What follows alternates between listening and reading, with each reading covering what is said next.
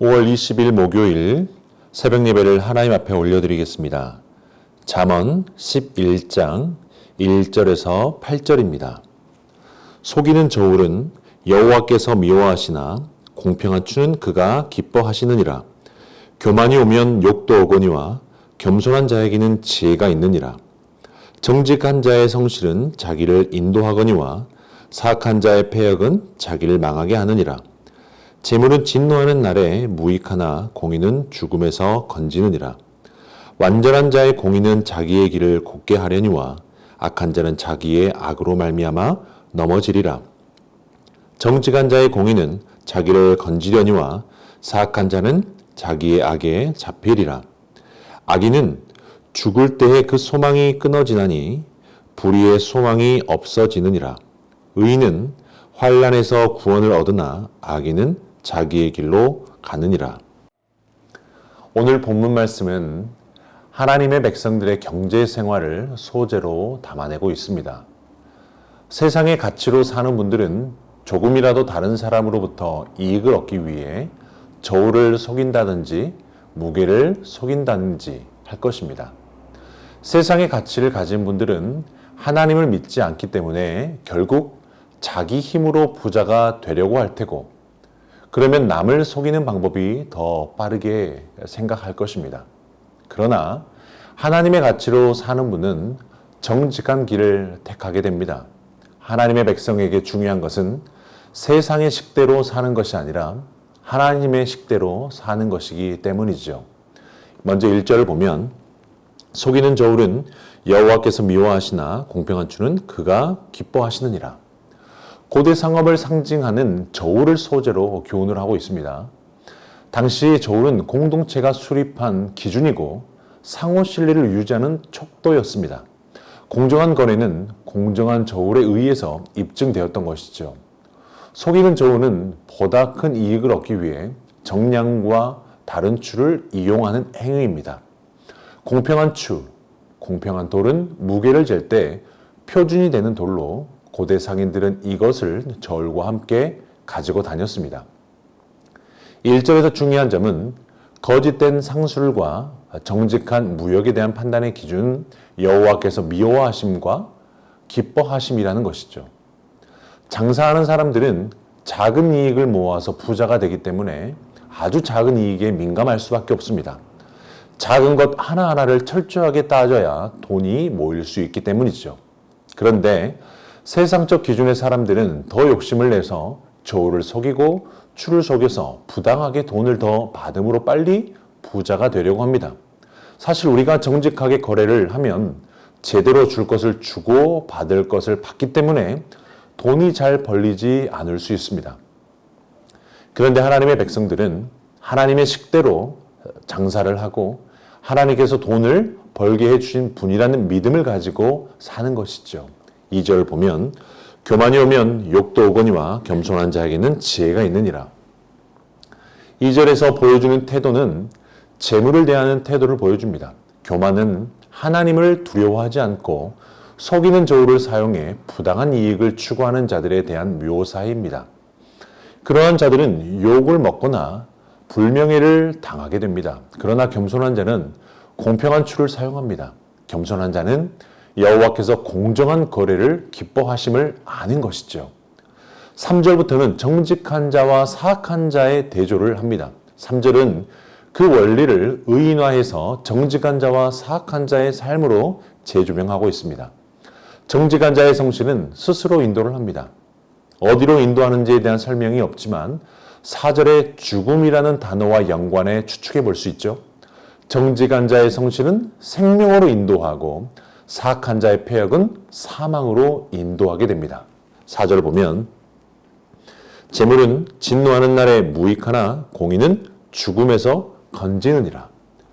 1절은 여호와의 미워하심과 기뻐하심이라는 다소 모호한 개념으로 상업 활동의 결과를 평가한다면 4절은 좀 더 구체적으로 하나님의 심판 앞에서 불의한 재물은 무익하고 공의로운 경제활동은 구원을 가져다 주는 것을 말합니다. 사람이 재물을 모으는 것은 그 사회의 미래가 정상적이라는 전제하에서 모으는 것입니다. 그러나 인간들의 미래에는 도저히 사람의 힘으로 예측할 수 없는 재앙들이 있죠. 갑자기 암이라는 병이 임할 수도 있고요. 전쟁이나 지진이나 쓰나미 같은 재앙이 터질 수도 있습니다. 이런 재앙이 터지면 재물은 큰 도움이 되지 못합니다. 우리 4절을 세 번역으로 다시 보면요.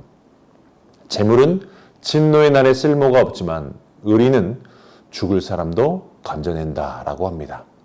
자, 그리고 이제 의인과 악인을 계속해서 비교하는데 5절과 6절 보면 완전한 자의 공의는 자기의 길을 곱게 하려니와 악한 자는 자기의 악으로 말미암아 넘어지리라. 정직한 자의 공의는 자기를 건지려니와 사악한 자는 자기의 악에 잡히리라. 길을 삶의 여정으로 비유하고 있습니다. 완전한 자의 공의는 굴곡진 인생길을 곧게 하나 악한 자는 인생의 굴곡에 넘어지고 마는 것입니다. 결국 이 세상의 끝에는 정직한 자의 공의는 심판의 때 구원의 조건이 되고 사악한 자의 악은 멸망의 원인이 되고 마는 것입니다. 그리고 7절과 8절은 악인과 의인의 운명을 말해줍니다. 악인은 죽을 때 그의 소망도 사라지고 부하게 되려는 기대 또한 사라지고 맙니다. 여기서 불의의 소망이라는 것은 부하게 되려는 소망을 뜻하는 것이죠. 악인의 죽음은 아무것도 남기지 못하고 악인은 소망했던 것으로 인해 유익을 취하지도 못한 채 인생을 마감하고 맙니다. 하지만 의인은 재난에 빠져도 구원을 받는데 악인은 오히려 재난 속에서 빠져들어가게 되는 것이죠. 악인과 의인의 차이는 무엇일까? 자문에서 악은 자신의 뜻을 고집하고 하나님이 제시하는 옳고 그름이 있는데 자신의 기준에 따라 마음대로 행동하는 것을 바로 악이라고 합니다. 악인은 잠깐은 성공하고 잘 되는 듯 보일 수 있지만 결국 대가를 치르게 됩니다. 악을 행해 얻은 것들은 모두 물거품처럼 사라지고 마는 것이죠. 아무리 많은 재물을 모아도 죽음 앞에 섰을 때는 더욱 엄격한 심판을 받게 되어 모든 소망이 사라지고 말 것입니다. 사랑하는 성도 여러분, 우리는 월요일에는 아담처럼 하나님을 배신하고 화요일은 가인처럼 형제를 죽이고 수요일에는 다윗처럼 간음을 하고 목요일에는 아간처럼 도둑질하고 금요일에는 아나니아와 삽비라처럼 하나님의 것을 도둑질하고 토요일에는 가룟 유다처럼 주님을 배반하고 주일에는 하나님께 죄송하다는 것을 반복하며 살아가는 인생이죠. 하지만 주의 은혜를 입은 우리는 의인으로 칭함을 받았습니다. 제가 믿기는 하나님을 경외하는 의인은 고압선 전기와 같습니다. 멀리서 보면 아무것도 아닌 것 같습니다. 그러나 거기에 손을 대면 수만 볼트의 전류가 흐르고 있는 것입니다. 이처럼 우리 그리스도의 삶은 가까이 하면 할수록 짜릿한 힘이 있어야 하고 무서운 사랑으로 세상을 감정시킬 공의와 사랑이 가득해야 합니다. 소수의 그리스도인들이 초대교회 때 로마를 뒤집어 놓은 것처럼 우리도 주의 말씀대로 세상의 빛이 되고 소금이 되어야 할 것입니다. 우리는 여러 번 사는 인생을 사는 것이 아닙니다. 잘못된 판단으로 인생을 허비하지 말고 오늘도 주님의 인도를 따라 바른 길을 걸어가며 우리 주변에 주님의 빛이 되시고 소금이 되고 세상을 감동시킬 짜릿한 전기와 같은 삶이 되기를 주의 이름으로 축원합니다. 우리 말씀 붙들고 함께 기도하겠습니다. 하나님, 우리 신앙이 세상 속의 소금처럼 살아가고 빛으로 살아가게 하옵소서. 우리의 공의와 정직으로 세상에서 하나님의 이름을 높이게 하옵소서. 하나님의 거룩한 길을 걸어갈 힘을 주시고 주의 말씀대로 살아가는 주의 순결한 신부로 살아가게 하여 주옵소서. 합심하여 기도하겠습니다.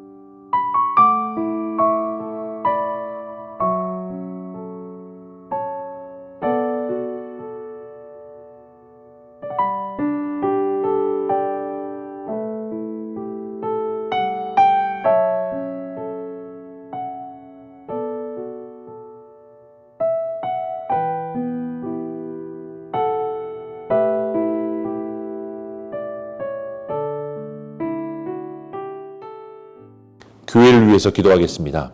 가정마다 부모를 공경하고 자녀를 복음과 사랑으로 양육할 수 있는 세순의 가정들이 되게 하옵소서. 깨어진 가정을 회복시켜 주셔서 부부 간의 갈등, 부모와 자녀 간의 갈등, 자녀 간의 갈등을 회복시켜 주옵소서. 부모가 자녀 교육의 대안으로 살아가는 성도들의 가정들이 되게 하옵소서. 합심하여 기도하겠습니다.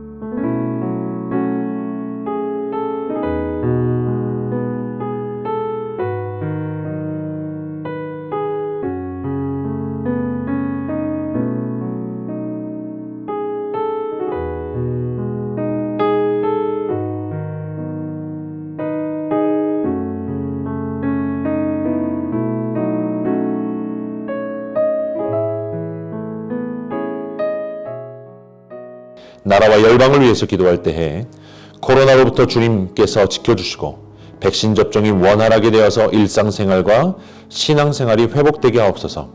공교육 현장에서 주님의 진리와 사랑과 공의가 넘치게 하시고 하나님께서 만든 학문을 하나님께 돌려드리는 영광을 보게 하옵소서.